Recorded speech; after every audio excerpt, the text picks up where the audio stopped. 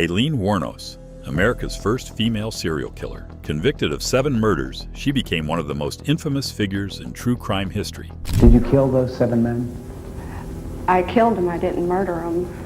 On October 8, 2002, sitting in her death row cell, she knew her time was running out. Her execution was 24 hours away, but Aileen wasn't afraid. For her, death was freedom, a release from a life filled with pain and violence. How did she end up here? Branded the Damsel of Death, Aileen claimed her victims were dangerous men, but the court saw her as a predator. Alone in her cell, she waited for what she called her freedom, a life on the edge. Aileen Wuornos' life was anything but ordinary. Born on February 29, 1956, in Rochester, Michigan, Aileen faced challenges from the very beginning. Her father, Leo Dale Pittman, was a convicted criminal serving time for child-related offenses and had no involvement in her life. Her mother, Diane Wuornos, abandoned Aileen and her brother Keith when Aileen was just a toddler, leaving them in the care of their grandparents, Lori and Britta Wuornos. The environment in her grandparents' home was far from nurturing. Aileen later claimed she was physically and emotionally abused by her grandfather, a man she described as controlling and cold. Her grandmother, though present, reportedly struggled with alcoholism and was unable to provide the stability Aileen needed. By the age of 11, Aileen's life had taken a darker turn. She began engaging in some very dangerous and risky behavior, seeking attention and acceptance in any way she could. At just 14 years old, Aileen became pregnant, reportedly the result of an assault. She was probably 6 months pregnant before the grandparents learned of what had happened. Her grandparents sent her to a home for unwed mothers, where she gave birth to a baby boy who was quickly placed for adoption. Soon after, her grandmother passed away, and her grandfather forced her out of the house. Homeless and completely alone, Aileen turned to hitchhiking and survival on the streets. For the next several years, Aileen moved from place to place, taking odd jobs and relying on the kindness, or exploitation, of strangers. By the late 1970s, she had married a much older man, Louis Gratz-Fell, a yacht club president. He was pretty well off, and perhaps it was her best chance of some kind of normal life because he was spending money on her. The marriage, however, was short-lived. Fell accused her of physical violence, and the relationship ended in annulment within weeks. Aileen continued her fugitive lifestyle, which often brought her into conflict with the law for offenses like theft, forgery, and disorderly conduct. By the late 1980s, Aileen had settled in Florida, where she hoped to find stability, but instead found herself caught in a downward spiral. The series of events that would make her infamous began in November 1989 with the disappearance of 51-year-old Richard Mallory, an electronics store owner. According to Aileen, she met Mallory while hitchhiking, and their encounter turned violent. She claimed he assaulted her, and in what she described as self-defense, she shot him multiple times. His body was later discovered in a wooded area, and police recovered several of his personal belongings near the scene. This first killing set off a chain of murders that would eventually label her as America's first female serial killer. In June 1990, the body of David Spears, a 43-year-old construction worker from Winter Garden, was discovered along State Road 19. He had been shot 6 times and left stripped of his clothing. The details surrounding his death raised unsettling questions about their encounter, painting a dark picture of the circumstances.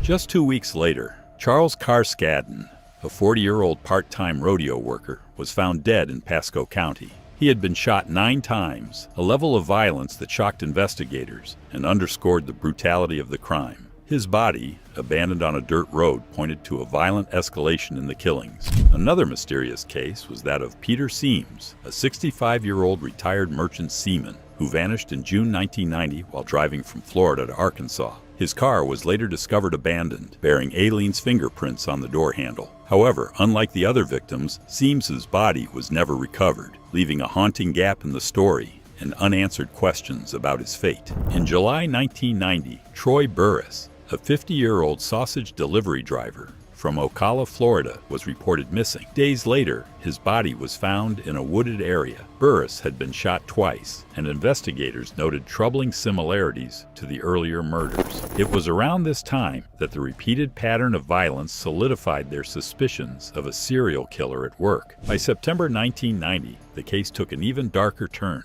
with the murder of Charles Dick Humphreys, a 56-year-old retired Air Force major and former police chief. his fully clothed body was discovered with 6 gunshot wounds. The fact that Humphreys had a law enforcement background added complexity to the case, raising questions about whether his profession had made him a target or if it was a tragic coincidence. The final known victim in this deadly spree was Walter Geno Antonio, a 62-year-old man whose body was found in November 1990 in a remote area of Dixie County. Antonio had been shot 4 times and left near a logging road. Investigators later discovered his abandoned car, which tied his death to the growing list of victims linked to Wuornos. By late 1990, authorities began piecing together the evidence. Aileen's use of the victims' cars, their stolen belongings, and the scattered trail of fingerprints made it clear they were dealing with one suspect.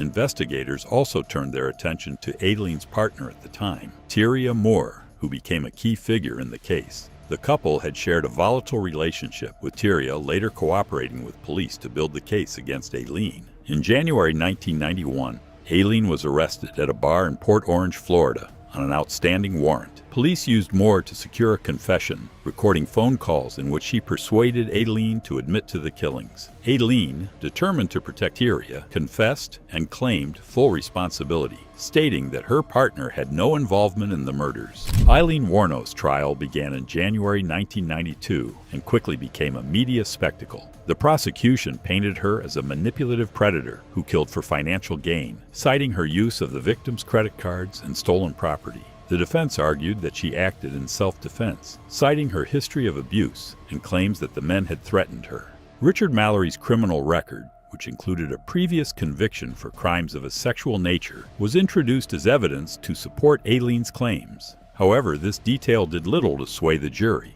In January 1992, Aileen was convicted of Mallory's murder and sentenced to death. She later pleaded guilty to the other 6 killings, receiving additional death sentences for each.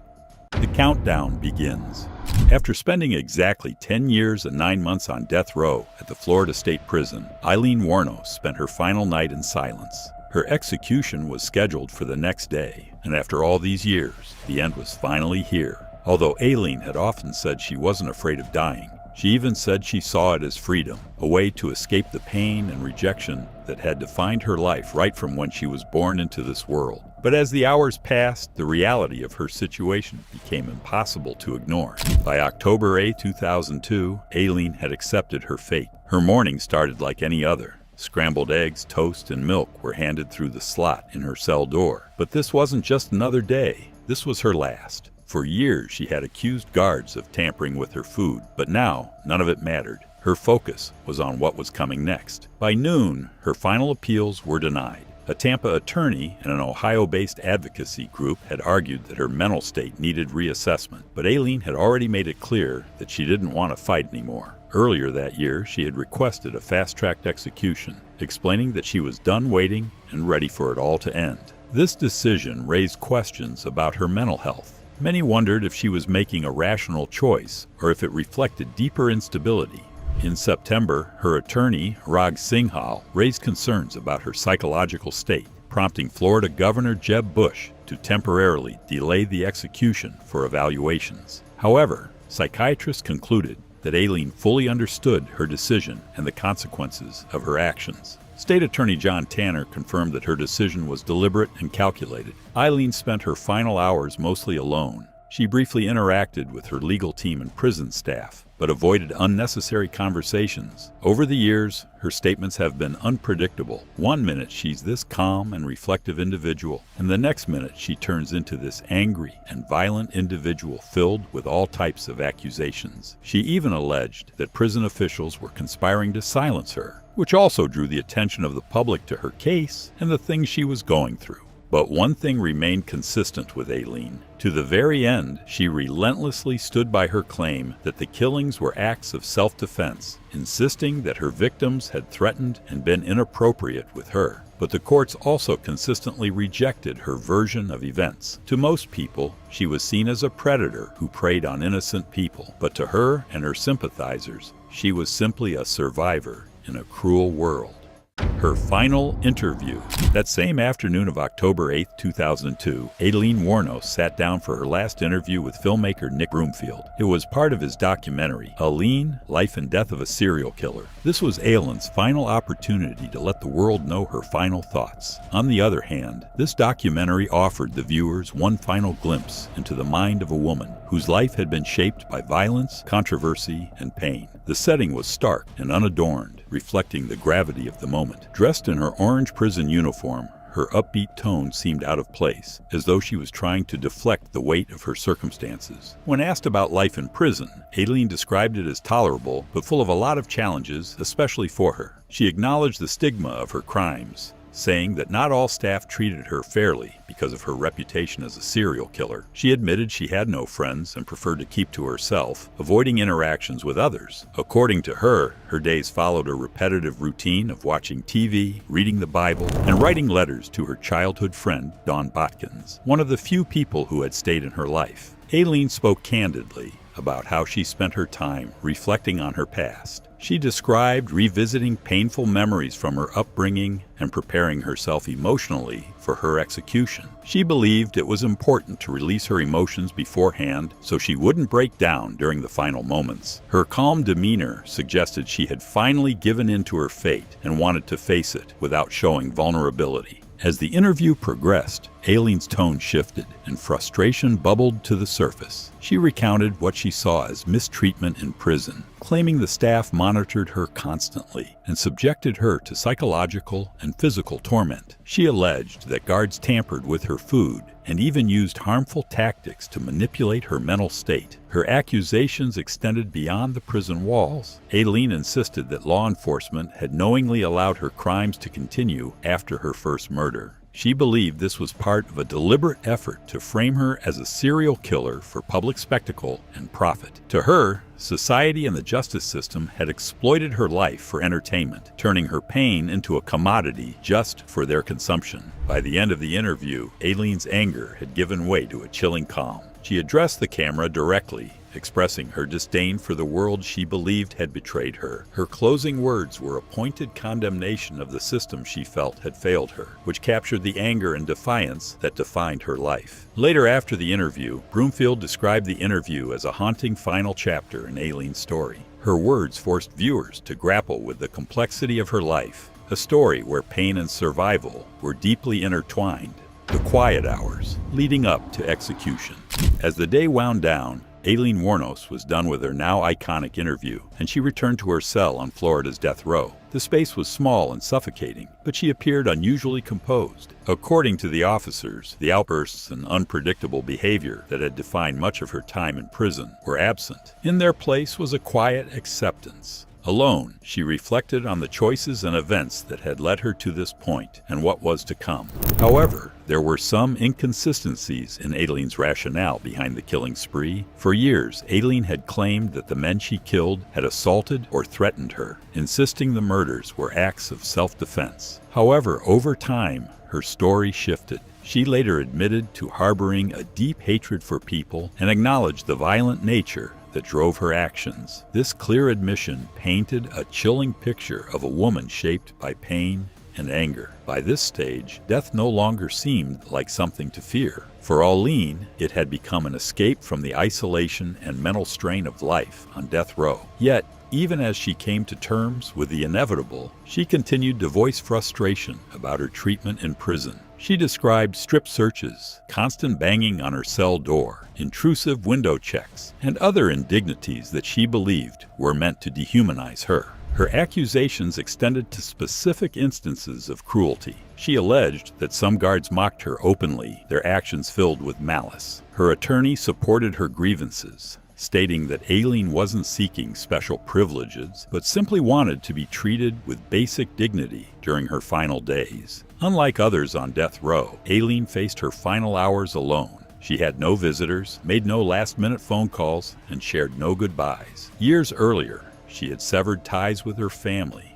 and distanced herself from most friends. Even her childhood friend, Dawn Botkins, who had been a consistent presence through letters, was absent. Aileen met her fate without anyone by her side, a clear contrast to the widespread attention her case had garnered. That night, the prison settled into its usual stillness. Aileen lay on her narrow bed, closing her eyes as the hours stretched on. For someone whose life had been filled with chaos and upheaval, the quiet felt almost unnatural. The final morning. On October 9, 2002, Aileen Wuornos woke earlier than usual. The weight of the day ahead was unmistakable. According to Florida Department of Corrections spokesperson Sterling Ivey, Aileen made a simple request: a towel and washcloth to freshen up. It was a small, quiet gesture of preparation for what was to come. She declined the traditional last meal, which could have been anything she wanted under $20. Instead, she asked for a single cup of black coffee. The simplicity of her choice felt fitting for someone who had spent much of her life living with so little. As she drank her coffee, Aileen spent her last hours in silence, in her cell, lying on her bed and reading. There were no final phone calls or visitors, no emotional farewells. Her solitude remained unbroken and her constant companion. By mid-morning, the atmosphere outside Florida State Prison was anything but calm. Protesters on both sides of the death penalty debate gathered in heated confrontation. Aileen's case had turned her into a polarizing symbol, sparking ongoing discussions about justice, societal failures, and the complexities of her life. Her execution reignited those debates, making her final moments a spectacle for many. Inside the prison, however, the mood was subdued and controlled. Correctional officers carried out their duties with methodical precision, ensuring every step of the process adhered to protocol. While chaos brewed beyond the gates, inside the focus was solely on Aileen and the final hours of her life. At 9:45 a.m., guards arrived at her cell to escort her to the death chamber. She remained composed as they led her through the sterile hallways, shackled at the wrists. The harsh fluorescent lights above illuminated the polished floors as her steady steps echoed through the corridors. Witnesses later described her demeanor as calm and resigned, as though she had made peace with what was about to happen. In the execution chamber, Aileen was guided to the gurney. Dressed in a simple prison uniform, she lay down without resistance as the guards restrained her arms and prepared the intravenous lines. The brightly lit clinical environment left no room for comfort. Behind the heavy curtains, 32 witnesses sat silently, observing through the glass partition. Among them were journalists, legal representatives, and family members of her victims, each watching the final moments unfold. Her final statement and the execution. Just before the lethal injection, Aileen Wuornos was given the opportunity to make a final statement. "Yes, I would just like to say I'm sailing with the Rock, and I'll be back like Independence Day with Jesus, June 6th, like the movie. Big mothership and all. I'll be back, she said. Her words, cryptic and unsettling, left many in the room unsure of their meaning. Some viewed them as evidence of a fractured mental state, while others saw them as a final act of defiance. Whatever the interpretation, her statement added another layer of intrigue to an already complex story. With her last words spoken, the process continued. A guard activated the mechanism to release the lethal chemicals into her veins. Aileen lay still, staring at the ceiling as her breathing slowed. Her expression remained calm, revealing no visible fear or resistance. Witnesses, including journalists, legal representatives, and family members of her victims, watched intently from behind a glass partition. Over the next several minutes, her complexion kept getting pale, and her body grew still as the chemicals took effect. The oppressive quiet in the chamber made each second feel endless. After 8 minutes, the attending physician stepped forward to confirm the execution was complete. He turned to the warden and gave a single nod. The warden picked up the phone to inform the governor, though his words were inaudible to the witnesses. With another nod, the curtains were drawn, signaling the end of the execution. At exactly 9:47 a.m., Aileen Wuornos was pronounced dead. She was 46 years old. The aftermath.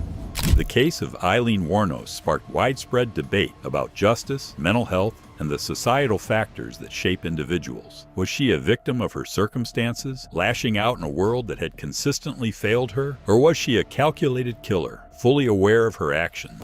The truth remains elusive, with perspectives on her life and crimes continuing to polarize audiences. Aileen's life story has been immortalized in books, documentaries, and films, including the Academy Award-winning Monster, 2003, which portrayed her as both a victim and a perpetrator. In the end, Aileen's execution closed one chapter, but left the debates surrounding her life and crimes unresolved. For her, it was the escape she had long sought, an end to the pain and infamy that defined her story.